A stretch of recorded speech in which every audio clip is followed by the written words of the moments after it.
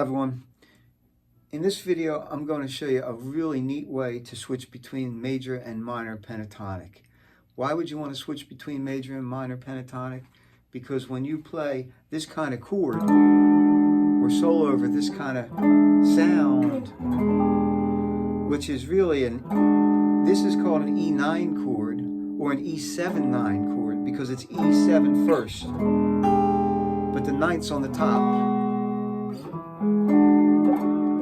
E7 with the ninth up here. E7 with the ninth up. They're all E9s. E dominant 9. An E dominant 9 is made up of an E, a G sharp, and a B, which is a major triad, E major triad, root, third, fifth. But then it has a minor seventh on the very top. Has a D, has a minor seventh. So your dominant 7 chord you could think of a couple ways. One is it's a major chord with a minor seventh. Another way you could think of is it's a major chord on the bottom with a diminished chord on the top. Or you could think of it as a major minor / minor 7. All the same thing. E7. The blues really consist of the sound of the dominant chord, whether it be an altered dominant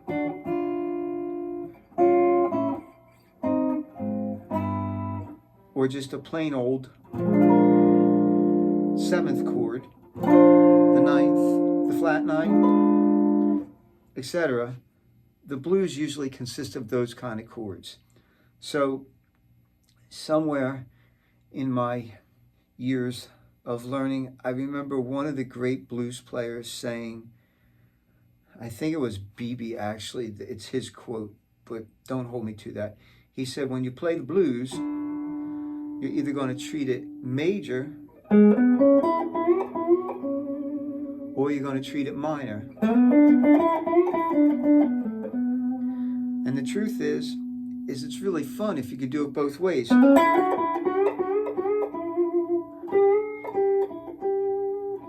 Because it gives you both that consonance and that dissonance.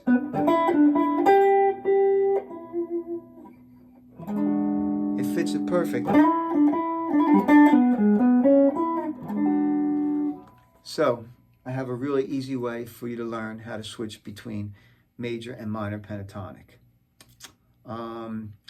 Let's pretend you know absolutely nothing and just do it from there, so it'll be easier.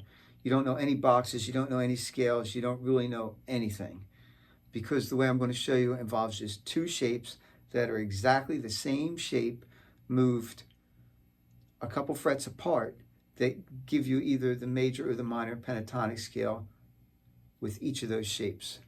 Okay, that's confusing just even to say, let alone explain. Let's start here. We have our E9 chord. In that chord, we have an E, a G sharp, a D, and an F sharp. I'm going to take this note D as my reference. From this note D, I'm going to play this box. D, E on that string, and on the previous string, A and B. So I have A, B, D, E. These notes, A, B, D, E, make up the majority of an E minor pentatonic scale. So that's a minor sound.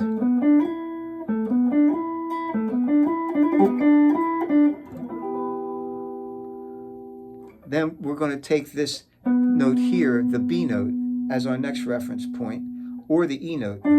Either one, we could use the root, okay? So from the root note, we started on this chord, we got this note, we're moving up to the root note. You have the same box, minor.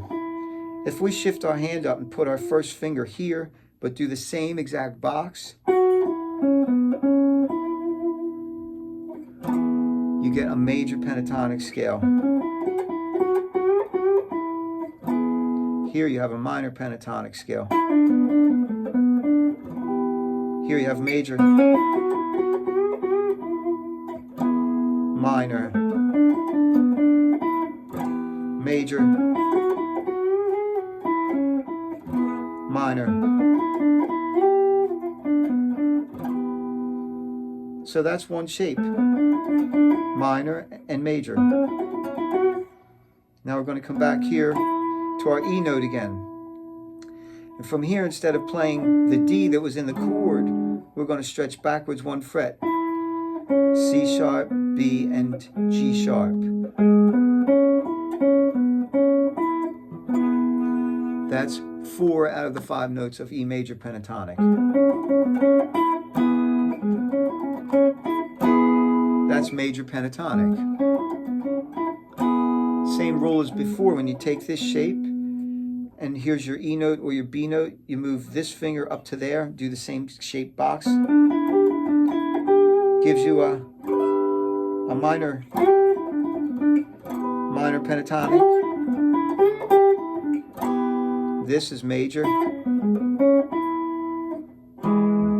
This is minor.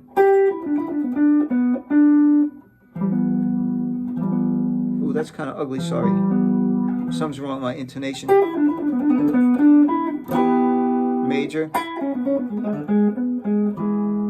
have to check that out a little bit.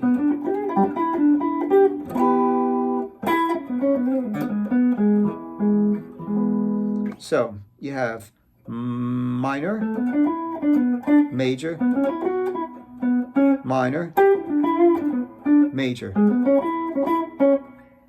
All with just those 2 shapes. Minor, major, minor, major.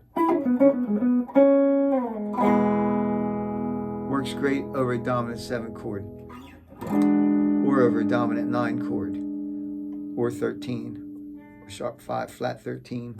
Anyway, have a great day. Play a lot of guitar.